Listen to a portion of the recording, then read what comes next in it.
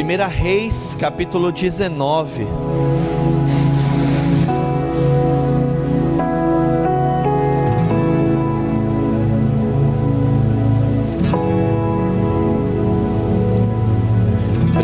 Reis, capítulo 19.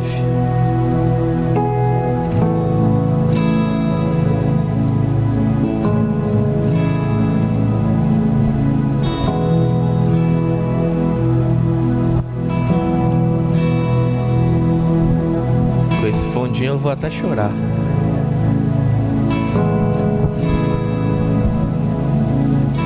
Aleluia. Acharam? Eu uso uma NVI, tá? Então caso esteja um pouquinho diferente, diz assim: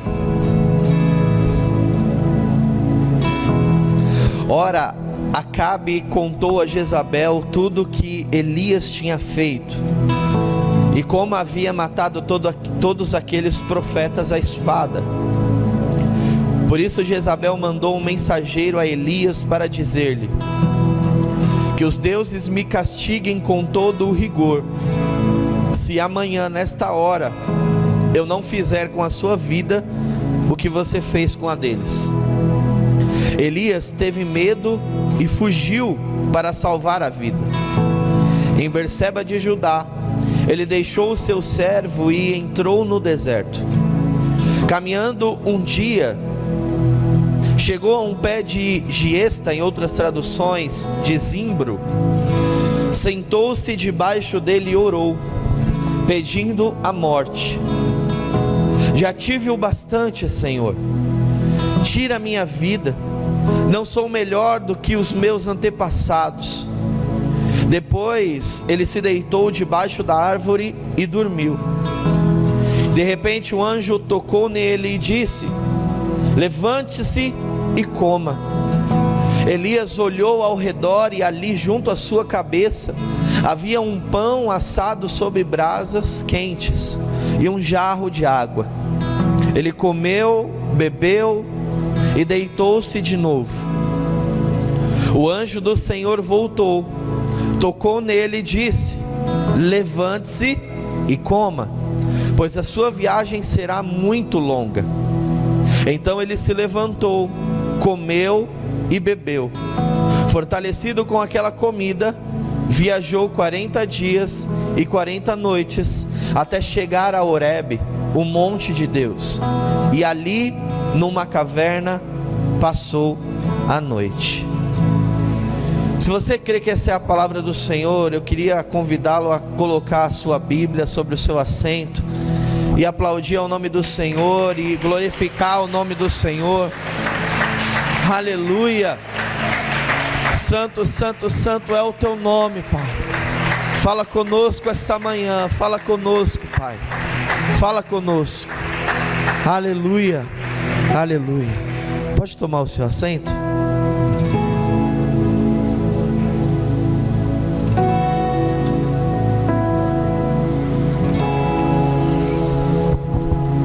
Amados, essa manhã eu queria compartilhar com vocês uma palavra do Senhor e, como todos sabem, nós estamos iniciando hoje uma campanha chamada Os 4 Domingos na Força de Elias, tá? De antemão já queria avisá-los que esse papelzinho aqui, que é um pedido de oração, se você não pegou, não esqueça de pegar hoje, tá? A partir de hoje e mais 3 domingos nós estaremos nessa campanha. Então preencha, porque todos os domingos levantaremos um clamor pelo teu pedido. Então hoje nós iniciamos essa campanha na força de Elias. Eu não podia deixar de já iniciar ministrando em cima da passagem, da mensagem base dessa campanha. E eu creio que vai ser uma campanha muito abençoada, que vai trazer muita mudança para as nossas vidas. Amém? Então participe de toda essa campanha. Então o texto aqui, ele vai nos contar a história de um homem e vai nos mostrar um dos momentos mais difíceis vividos por esse homem, por esse grande homem. Elias era um profeta de Deus, levantado por ele, e ele era profeta ali na nação de Israel, e ele foi crucial. O ministério de Elias foi crucial para Israel. E Elias, nesse momento, ele já havia presenciado, grandes sinais da parte de Deus, milagres operados pelo Senhor através da sua vida. E num período em que a terra estava numa seca muito grande, Elias, ele pôde ver a provisão milagrosa de Deus na vida dele, com alimentos trazidos por corvos que vinham alimentá-lo. Ou seja, enquanto muitos padeciam, enquanto muitos da nação sofriam com fome, com a seca terrível, Elias, ele foi alimentado pelo Senhor, ele foi provido, o Senhor proveu na vida dele sustento vindo do céu. E quantos de nós já não vivemos assim? Quantos de nós já não tivemos provisão vinda de Deus em momentos cruciais, em momentos difíceis? Eu lembro há um tempão atrás, e eu estava comentando com a minha esposa essa semana, e o Senhor, ele sempre me traz à memória essas coisas para me mostrar e me fortalecer como que ele já foi grandioso na minha vida. E eu estava conversando com ela, e eu estava me recordando e me lembrando de um momento, amado, que eu era pequeno, mas essas coisas, elas ficam marcadas, na mente da criança, e nunca esqueci. A minha mãe, ela ficou desempregada, foi um dos anos aí que teve uma crise muito grande no país, e ela ficou desempregada. Minha mãe ficou desempregada durante 3 anos e meio. Só vivia eu, a minha mãe e a minha avó. Minha avó era doente, tinha chagas, e ela recebia só uma aposentadoria, ela não chegou a trabalhar muito na vida, só estudou até a 4ª série, e a gente vivia só de uma aposentadoria que na época era R$800, 700 e alguma coisa. E ali naquele momento, naquele período, Deus, ele proveu muito na minha casa, muito. E eu lembro que teve uma época em que a gente abria a nossa geladeira, e eu lembro muito dessa cena, eu abrindo a geladeira, e a gente só tinha meio quilo de açúcar e uma garrafa de água dentro da geladeira. Ontem eu conversando com a minha esposa, minha mãe, certa vez ela teve que me deixar 3 meses morando com a minha tia no interior, porque ela não tinha condições, não tinha. E o Senhor, ele sempre me traz à memória, ele sempre me recorda dessas coisas, porque todos nós já vivemos milagre de Deus, todos nós já vivemos provisão de Deus. E eu lembro que nesse período, amado, a gente não tinha perspectiva do que talvez comeríamos no dia seguinte, mas sempre o Senhor provia, sempre aparecia alguém trazendo uma cesta básica, sempre.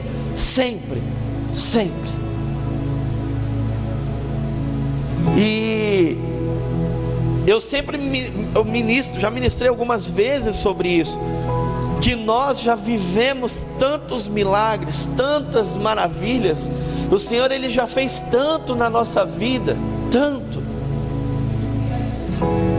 Então Elias, ele já tinha sido um homem que foi usado por Deus, já tinha vivido, e ele tinha acabado de viver um grande milagre.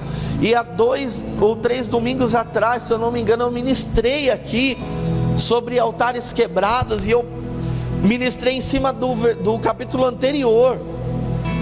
Quem estava aqui vai lembrar muito bem sobre o milagre que Deus fez através da vida de Elias, reconstruindo o altar, derramando fogo do céu. Então Elias foi um homem usado assim poderosamente. Certa vez Elias foi usado para ressuscitar o filho de uma viúva que estava desesperada, sem esperança. Seu filho tinha morrido, falecido, e Elias clamou a Deus, e ele viu uma resposta imediata. A palavra vai dizer que o Senhor ouviu a voz de Elias, e a alma do menino voltou a entrar nele. Elias foi um grande homem de Deus, um grande homem de Deus. E nesse capítulo foi um momento crucial do ministério de Elias. Elias, como eu disse, através da sua oração, viu fogo caindo do céu, exterminou 450 profetas de Baal. Ou seja, Elias conhecia como ninguém o que Deus era capaz de fazer. Elias conhecia como ninguém e sabia mais do que ninguém que Deus não deixaria faltar nada na vida dele, que ele usaria com poder, assim como ele tinha usado e estava usando Elias até então. Elias sabia como ninguém que Deus, ele respondia clamores. Mas agora Elias, ele está sofrendo uma ameaça de Jezabel, e fugiu com medo. Jezabel, que era a rainha de Israel, e eu já falei muito aqui sobre Jezabel, grande mulher abençoada. Jezabel foi uma rainha terrível para Israel, terrível. E ela ameaçou a vida de Elias. Elias tinha matado os 450 profetas de Baal, que comiam à mesa de Jezabel, diz a palavra, ou seja, eram pessoas próximas a Jezabel. Elias exterminou mesmo, todos. Acabe contou a Jezabel o que tinha acontecido, e Jezabel ficou furiosa. Tipo esposa quando vê toalha molhada em cima da cama. E ela mandou um mensageiro a Elias, dizendo: Elias, até amanhã a essa hora, ou seja, em 24 horas eu vou acabar com a sua vida. Eu vou te matar, eu vou te perseguir. E Jezabel ameaçou matá-lo. Agora, por que Jezabel envia um mensageiro? Para avisar, ao invés de já fazer o ato, consumar o ato. Quem já viu um assassino avisando a vítima que vai matar? Jezabel mandou esse mensageiro, e eu me pergunto por quê? Uma pessoa que tem a intenção de matar não avisa a outra, vai lá e faz. E Jezabel, ela deu esse aviso de que iria realizar, deu o dia, a hora, amanhã, nessa hora, você vai morrer. Ela deu um prazo para Elias. Elias usou muito bem esse prazo. Fugiu.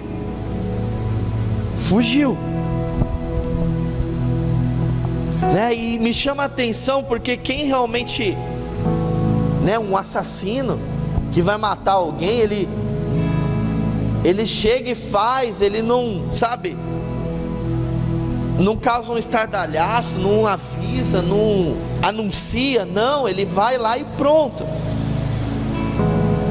né? E aqui tem um segredo. O adversário, amado, ele sabe que o servo de Deus, ele está escondido no sangue de Jesus. Portanto, não tem como ele tocar na sua vida. Não tem como ele tocar na sua vida.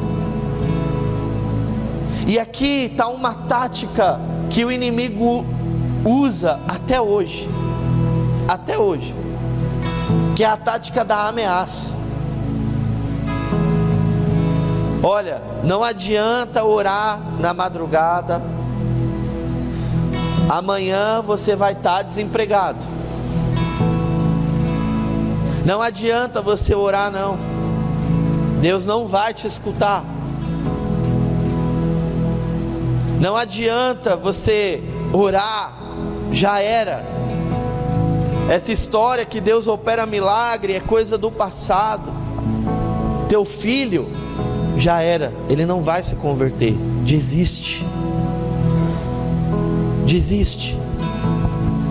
Seu lar vai ficar em ruínas por causa dessa prova financeira. Seu casamento vai acabar,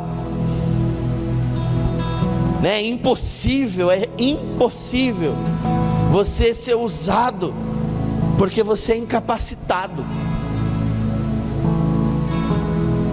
São essas as mensagens enviadas pelo inimigo para nós. O inimigo usa dessa tática até hoje. Até hoje. Quando você vai orar, aí vem aquela vozinha: por que você está orando? Para de besteira. Já era, acabou. Acabou. Porque, amado, o inimigo, ele sabe que ele não pode te tocar. Ele sabe que você está revestido do sangue de Jesus. Ele sabe que você está protegido. Ele sabe. Então, como a palavra diz, o inimigo ele fica como um leão, sabe, só à espreita, bramando, ou seja, bramando como um leão,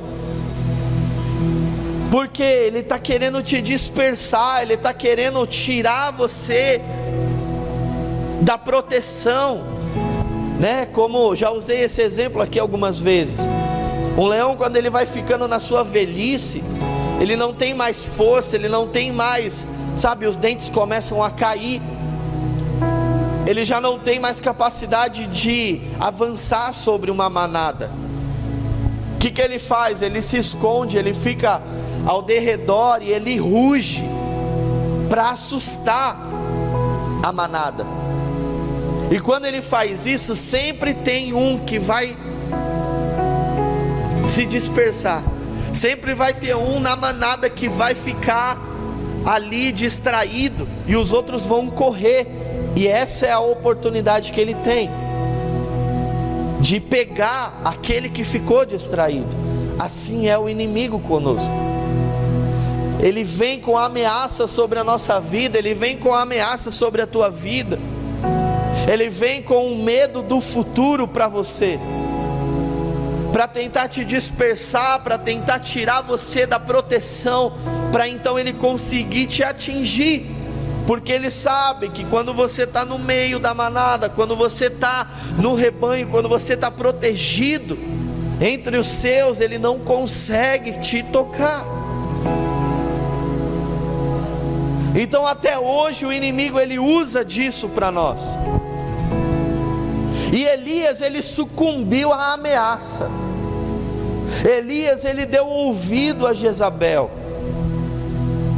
Tanto que ele fugiu dentro do prazo dado por Jezabel.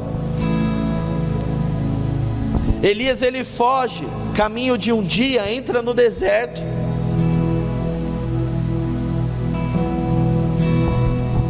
Ele se assenta debaixo de uma árvore chamada zimbro.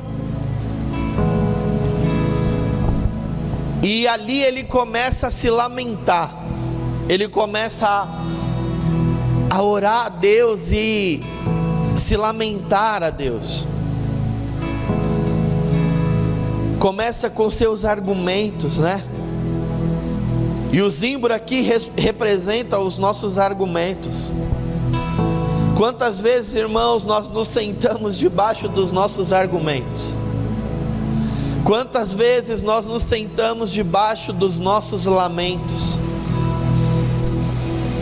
Há pessoas que vivem se lamentando, pessoas que vivem reclamando, pessoas que diante de uma dificuldade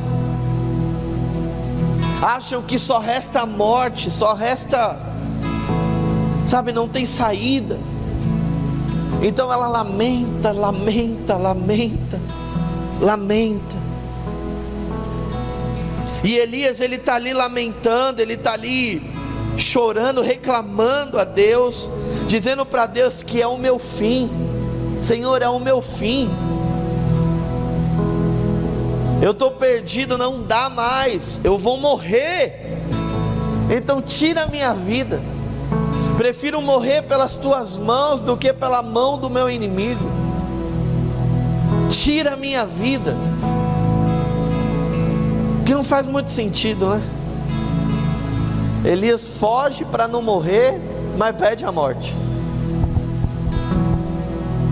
E Elias está dizendo a Deus: Senhor, é o meu fim. É o meu fim, acabou. Tira a minha vida porque eu já não sei mais o que fazer. Tira a minha vida porque as minhas esperanças, minhas expectativas, eu não sei para onde ir, eu não sei o que vai acontecer, eu vou morrer. Elias sucumbiu à ameaça de Jezabel. Elias se dispersou.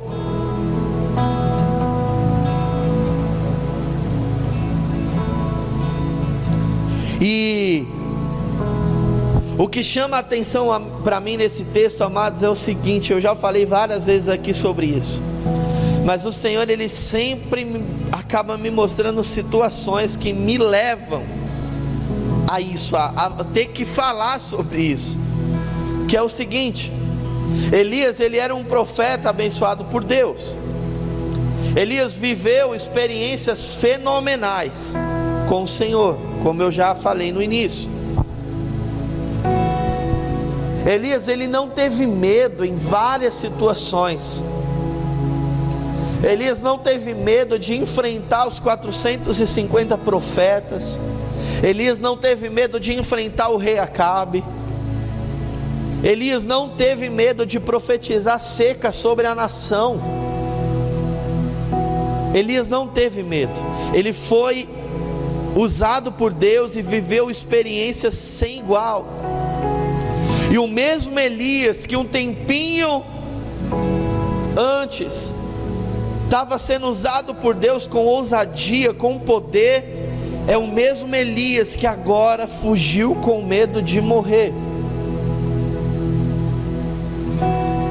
Mas Elias tinha vivido, amado, agora, ali, sabe, poucos dias, ou até, sei lá, horas, não sei, mas talvez alguns dias ali, ele tinha vivido, ele tinha visto o fogo caindo do céu, ele tinha vivido uma experiência sem igual com Deus. Elias enfrentou o governo, Elias enfrentou falsos profetas, mas agora ele está com medo, agora ele está temendo a morte, ele está temendo uma ameaça. Isso me faz lembrar que nós somos exatamente assim. Exatamente assim. Nós vivemos experiências com Deus, somos tocados pela presença de Deus, somos tomados pelo poder de Deus.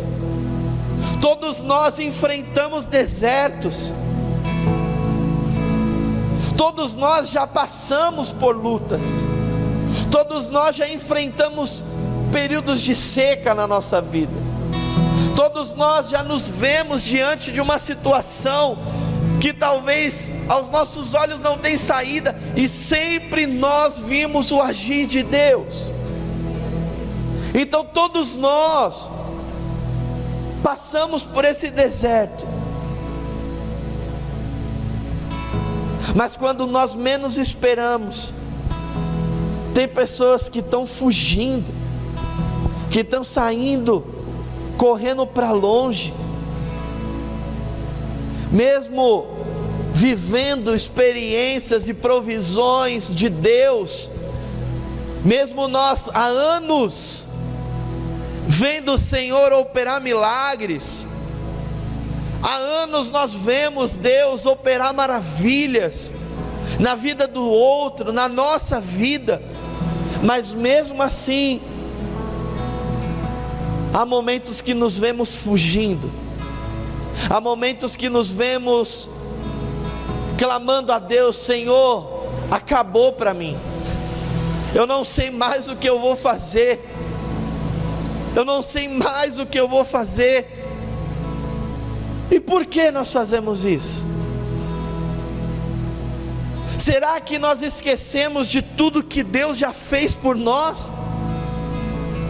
Será que nós nos esquecemos de todas as vezes que o Senhor nos tirou de enrascadas?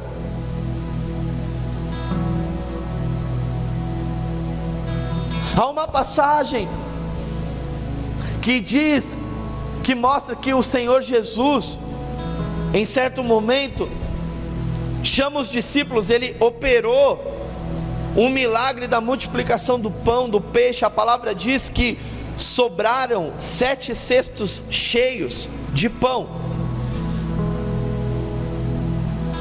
Logo depois da multiplicação, Jesus chama os discípulos para irem por um outro lugar. Eles atravessam um lago rapidamente. Jesus ali tem uma discussão com os fariseus e logo ele volta e fala: vamos voltar para onde nós estávamos. Isso no mesmo dia. E ele pega os discípulos murmurando e reclamando porque os discípulos tinham esquecido de levar pão.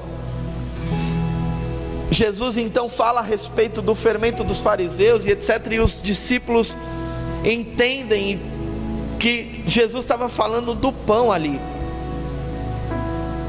Provavelmente estavam com fome e só tinha um pão dentro do barco para 12, 13 pessoas, contando com Jesus. Os discípulos então começam ali a murmurar, e o Senhor, é interessante que ele não fala para os discípulos, ele não multiplica aquele pão, ele não faz aparecer pão, ele não faz os discípulos pescarem peixes, não, ele só fala assim: vocês se esqueceram do que eu fiz?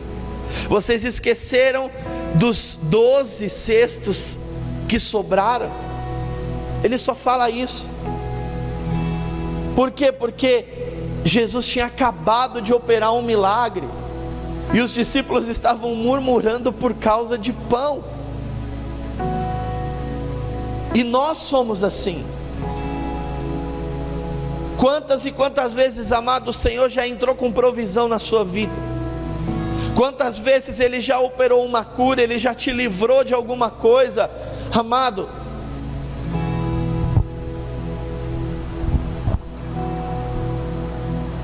E a gente esquece, sabe? Será que esse deserto que você está passando é pior do que algum que você já passou? Será que essa batalha é ainda pior do que aquelas que você já venceu? Será que esse momento é o pior momento da sua vida? Ou se você recordar um pouquinho no passado, você já passou por coisa pior, e o Senhor te livrou, e o Senhor te sustentou, e o Senhor proveu na sua vida. E por que você ainda está fugindo? Por que ainda está chorando? Por que ainda está se lamentando? Talvez você entrou aqui fraco, abatido. Talvez você entrou aqui pensando em abandonar.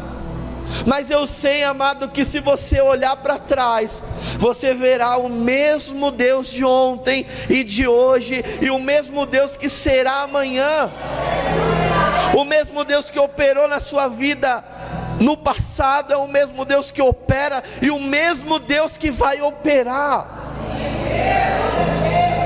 Depois de tudo que Ele já fez por você, será, amado, será que Ele não vai fazer dessa vez?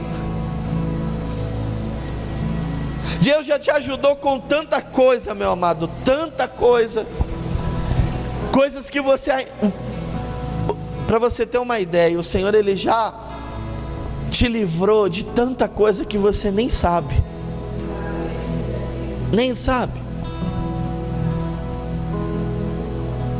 Certa vez eu ministrei aqui a respeito de Balaão, não sei se vão lembrar, que faz bastante tempo. Balaão era um profeta, daqueles profetas que você pagava para ele profetizar. Israel tinha vencido uma batalha, montaram um acampamento próximo a uma cidade, e o rei dessa cidade, chamado Balaque, ele se assusta com o exército acampado ali próximo, e ele fica com medo, porque ele já tinha ouvido falar das vitórias de Israel, que Israel não perdia batalhas, que tinha um Deus que ia com Israel e vencia as batalhas. Balaque tinha ouvido rumores, e agora esse exército estava ali na porta dele acampado. Balaque chama Balaão, sobe com ele a um lugar e fala: Balaão, eu quero que você profetize e amaldiçoe esse povo. Balaão, ele, na hora que vai proferir a profecia, o Senhor muda as palavras dele, em vez de ele amaldiçoar, ele abençoa o povo. E ele fala para Balaque: não tem como eu amaldiçoar, não tem como eu proferir palavras contra alguém que é protegido, alguém que é guardado, não dá para eu amaldiçoar. E o que me chama a atenção e o que conecta aqui no que eu acabei de falar é o seguinte, amado, Israel estava lá embaixo, festejando, tinha acabado de vencer uma batalha. Israel estava dançando, estava se alegrando no Senhor, e tinha alguém tramando contra eles, e o Senhor livrou. Ou seja, Israel nem sabia que eles estavam lá, Israel nem sabia que alguém estava tentando amaldiçoá-los, e o Senhor livrou Israel, sem eles nem saberem. Amado, talvez você vindo para cá, o Senhor te livrou de um acidente, te livrou de uma bala perdida, de um assalto, que você nunca nem vai saber que talvez você sofreria. Quantas e quantas vezes o Senhor já te livrou de situações que você nunca imaginou, que nunca passaram na sua cabeça.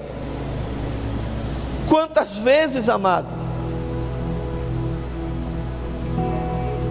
Porque nós temos um Deus que nos guarda, nós temos um Deus. Então, meu querido, saiba que Deus, Ele já decretou que nós somos mais que vencedores. Ele já decretou isso, e decretos divinos não podem ser quebrados. Se Deus falou que você é mais que vencedor, é mais que vencedor. Se Deus, Ele te protege, amado, não adianta tentarem te amaldiçoar, não adianta tentarem tramar contra a sua vida. Você tem um Deus que te guarda, você tem um Deus que te protege.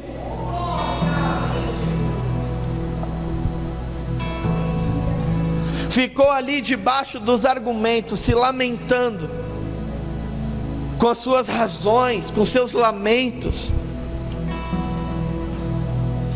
Elias acabou adormecendo debaixo desse arbusto. Até que o Senhor ele manda um anjo, e esse anjo toca em Elias, para que Elias acorde.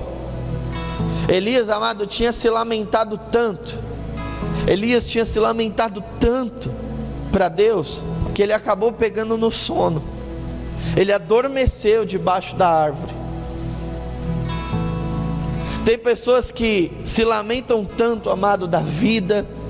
Tem pessoas que se lamentam tanto das situações,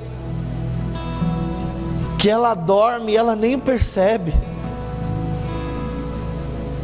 Tem gente que se lamenta tanto que ela dorme, que ela nem percebe.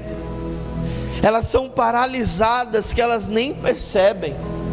Elas são estacionadas por causa dos seus lamentos, por causa das suas murmurações. E talvez aqui hoje tenha alguém assim, que se lamentou, que reclamou tanto de algo, que dormiu, que parou, que congelou no tempo, que não conseguem mais viver, não conseguem mais andar, só vivem embaixo de lamento, de murmuração, e nada tá bom, e a vida não anda, e nada tá bom. Ah, como é que você tá? Mais ou menos. Você para falar com uma pessoa, e ela sempre tem uma desgraça para contar. É incrível. E essas pessoas, amados, elas paralisam, dormem. E talvez em nosso meio tenha alguém assim, não sei. Mas hoje, graças a Deus, Ele te trouxe aqui, essa manhã, porque o anjo hoje, ele está te tocando para que você acorde. O anjo hoje está te tocando para que você desperte, para que você reaja. Reaja, minha filha. Reage. Vai para cima. Vai para a luta. Acorda. Acorda. O anjo tocou em Elias e ele acordou. E quando ele acordou, já tinha uma refeição preparada, já tinha pão assado na brasa, já tinha água. Deus ele mandou um anjo para despertar Elias, e já tinha alimento para ele preparado para quando ele acordasse. E Deus está falando para alguém aqui, amados, fiquem em paz. Fiquem em paz. Porque antes de eu te acordar, já tinha preparado uma provisão para a sua vida. Antes de eu te acordar, já tinha assado o pão. Já estava tudo preparado. Tudo preparado. Ele te trouxe aqui hoje para que você acorde. Ele te trouxe aqui hoje para que você reaja. E antes dele te trazer, ele já tinha preparado o pão, ele já tinha preparado o alimento para você. Antes, amado, de você vir à reunião, antes de você vir ao culto, o Senhor ele já tinha preparado tudo. Quantas vezes você foi tocado num culto, quantas vezes você foi impactado num culto, e mal sabe você que antes de você vir, o Senhor ele já sabia que você vinha, e Ele já colocou o pãozinho na brasa. Ele já preparou o alimento para te dar. Pão cozido aqui na brasa significa a palavra revelada, significa o alimento que restaura, que renova a vida, que dá a fé, que reanima a fé. Deus ele quer renovar as suas forças hoje. Deus ele quer trazer restauração da sua fé. Talvez a sua fé está abalada mediante algumas circunstâncias, algumas situações, mas já tem algo preparado para você. Não acha, amado, que acabou aqui, não acha que chegou ao fim. Deus ele já preparou algo para renovar a sua fé, para renovar a sua caminhada. Você não pode parar, você precisa continuar.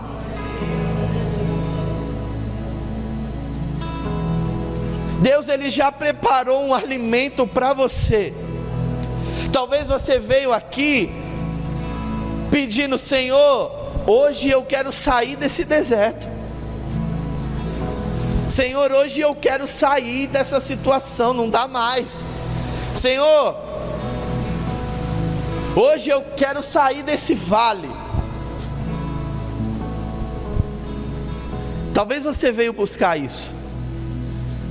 Mas, como eu sou um pastor que eu não prego aquilo que você quer, você veio buscando a saída de um deserto. Mas Deus ele te dá uma palavra hoje, assim como ele deu para Elias. Eu não vou te tirar do deserto, mas tem um pãozinho aqui preparado para você. Come, se reanima, se fortalece, porque ainda tem um caminho grande pela frente. Ainda tem um caminho grande para percorrer.